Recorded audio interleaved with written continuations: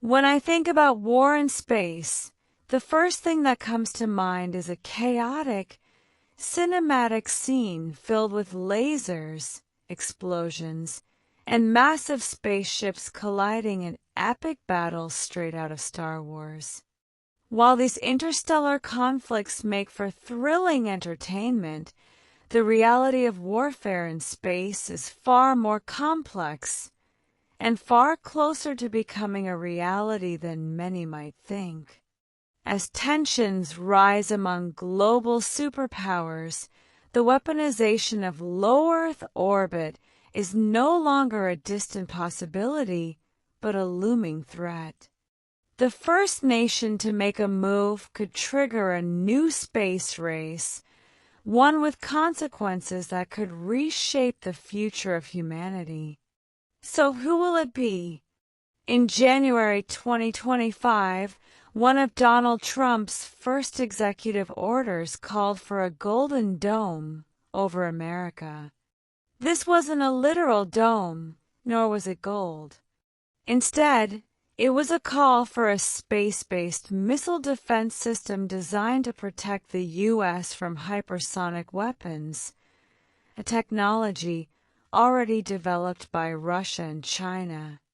Hypersonic missiles are essentially weaponized spaceflight technology, combining rocket propulsion, orbital maneuvering, and re-entry capabilities into a single, devastating package.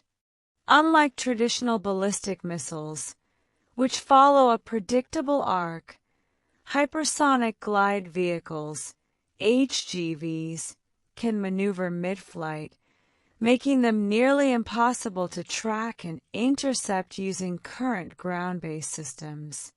This new generation of weapons has forced nations to rethink their defense strategies, and space has become the next frontier for military dominance.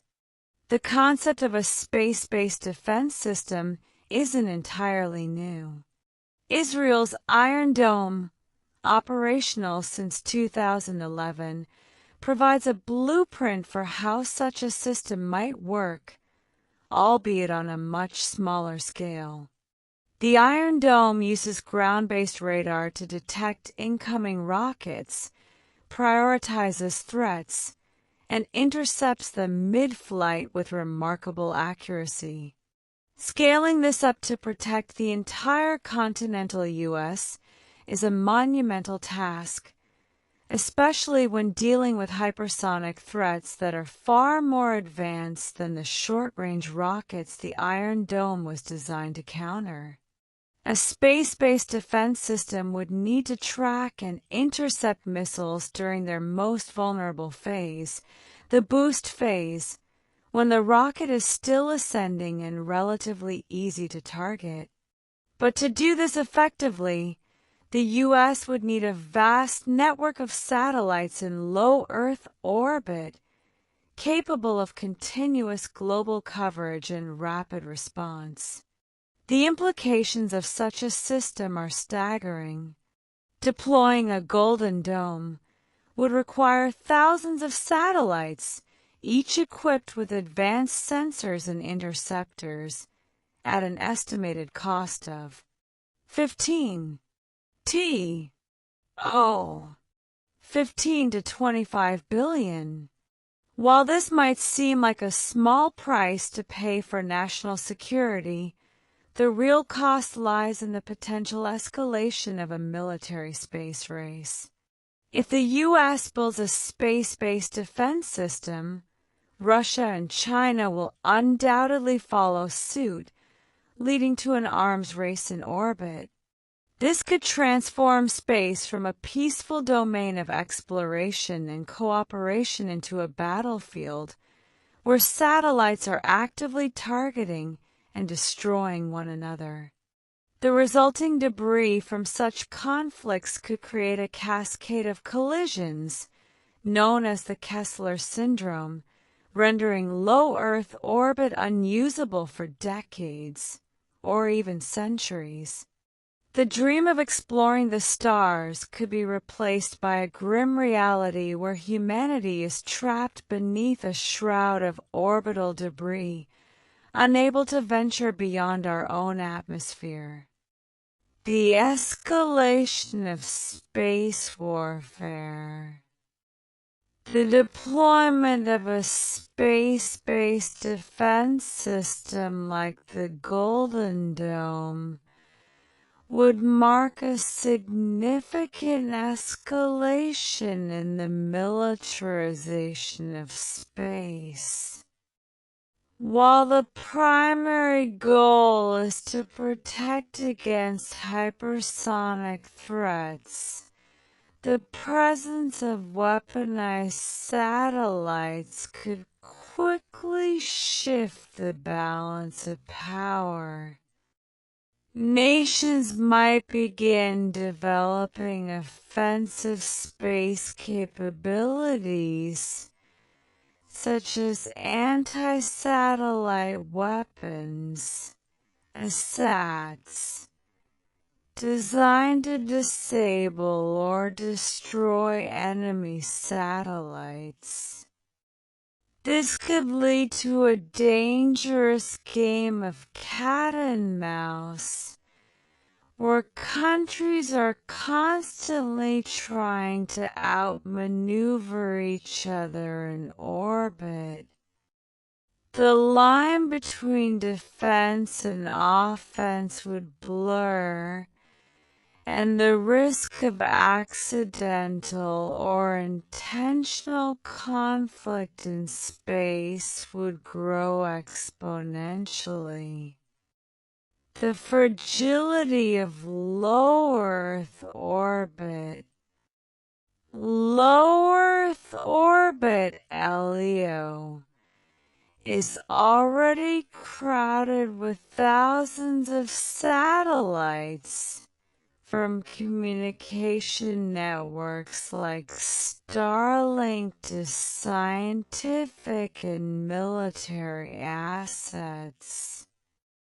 Introducing weapons into this environment would dramatically increase the risk of collisions and debris generation. Even a single act of aggression, such as the destruction of a satellite, could create a cloud of shrapnel traveling at incredible speeds. This debris could then collide with other satellites, triggering a chain reaction known as the Kessler syndrome. The result would be a cascading wave of destruction, rendering LEO unusable for decades and jeopardizing critical infrastructure like GPS, weather monitoring, and global communications. The long-term consequences. The long-term consequences of a space arms race extend far beyond the immediate threat of conflict. If LEO becomes a battlefield, the dream of space exploration and colonization could be derailed.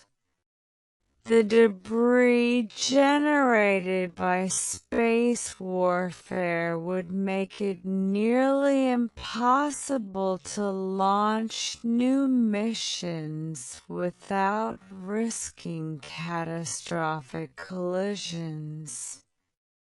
Moreover, the militarization of space could stifle international cooperation As nations become more focused on protecting their assets than on advancing scientific discovery. The Golden Dome might offer short-term security, but at the cost of humanity's future in space. The question we must ask is whether the benefits of such a system outweigh the risks, and whether there's a better way to ensure peace and security without turning the heavens into a war zone.